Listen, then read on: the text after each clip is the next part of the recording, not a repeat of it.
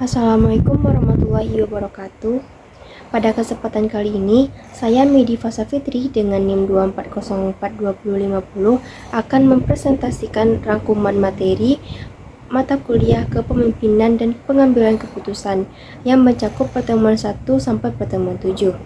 Materi ini membahas konsep dasar kepemimpinan, berbagai teori kepemimpinan, kepemimpinan dalam perubahan, kecerdasan yang dibutuhkan seorang pemimpin, kepemimpinan yang efektif, isu-isu kontemporer, hingga etika dan gaya kepemimpinan dalam pengambilan keputusan. Yang pertama yaitu pentingnya kepemimpinan. Kepemimpinan merupakan kemampuan seseorang untuk mempengaruhi, memotivasi, dan mengarahkan orang lain agar dapat mencapai tujuan bersama. Kepemimpinan tidak hanya berkaitan dengan jabatan, tetapi juga proses sosial yang terjadi dalam sebuah organisasi. Kepemimpinan menjadi penting karena membantu menentukan arah organisasi, meningkatkan motivasi anggota, menyelesaikan konflik internal, serta mewakili organisasi dalam berhubungan dengan pihak luar. Selanjutnya yaitu ruang lingkup kepemimpinan. Dalam kepemimpinan terdapat 3 unsur utama, yaitu pemimpin, pengikut, dan situasi. Pemimpin memiliki karakter dan kompetensi tertentu, pengikut memiliki kebutuhan dan motivasi yang berbeda, sedangkan situasi menjadi konteks yang mempengaruhi bagaimana kepemimpinan dijalankan.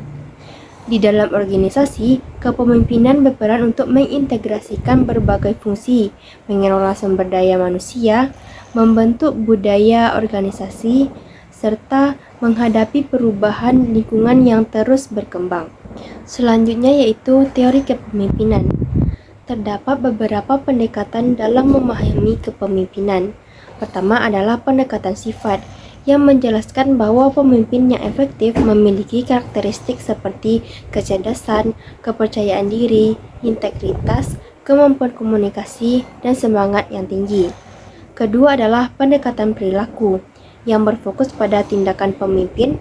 Dalam pendekatan ini, terdapat orientasi pada tugas dan orientasi pada hubungan dengan bawahan. Ketiga adalah pendekatan situasional, yang menyatakan bahwa tidak ada satu gaya kepemimpinan yang paling baik. Keberhasilan seorang pemimpin sangat bergantung pada kondisi dan situasi yang dihadapi. Selanjutnya yaitu kepemimpinan dalam manajemen perubahan.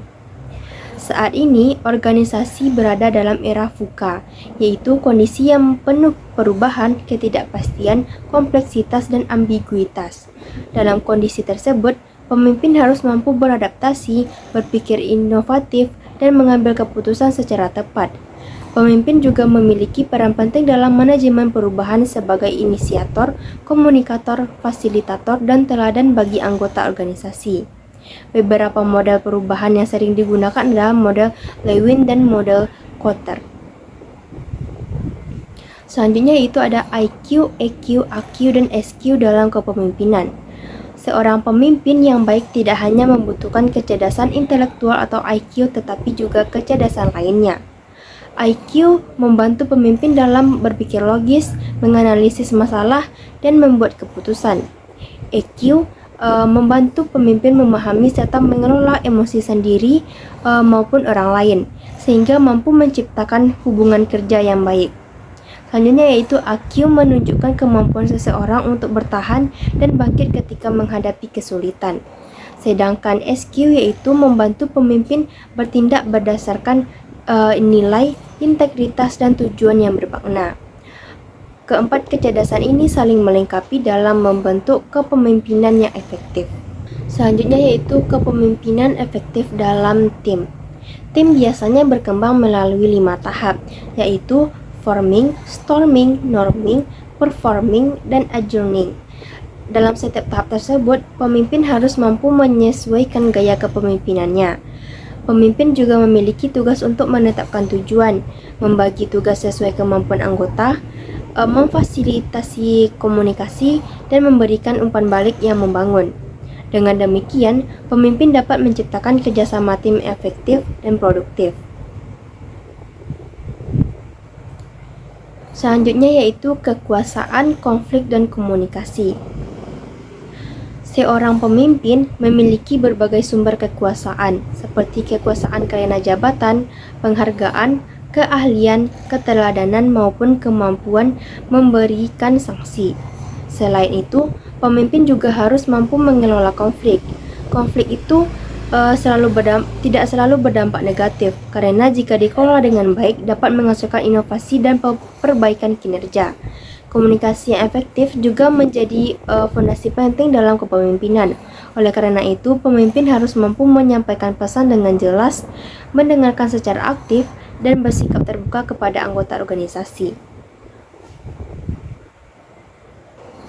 Selanjutnya kita lihat yaitu isu kontemporer dalam kepemimpinan. Perkembangan teknologi dan globalisasi membawa tantangan baru bagi pemimpin. Dalam era digital, pemimpin itu dituntut untuk adaptif terhadap teknologi, menggunakan data sebagai dasar pengambilan keputusan, dan mampu memimpin tim secara virtual. Selain itu, dalam situasi krisis dan bencana, pemimpin harus mampu mengambil keputusan dengan cepat serta menjaga komunikasi yang baik. Pemimpin juga perlu memiliki kemampuan multikultural agar dapat bekerja sama dengan individu yang berasal dari latar belakang budaya yang berbeda. Dan terakhir yaitu etika dan gaya kepemimpinan. Etika dan integritas merupakan fondasi utama dalam kepemimpinan. Pemimpin yang berintegrasi akan bersikap jujur, bertanggung jawab, tidak menyalahgunakan kekuasaan, dan menjadi teladan bagi anggota organisasi. Terdapat berbagai gaya kepemimpinan, mulai dari gaya yang sangat berpusat pada pemimpin hingga yang memberi kebebasan lebih besar kepada bawahan. Pemilihan gaya tersebut harus disesuaikan dengan karakteristik pemimpin, bawahan, dan situasi yang dihadapi.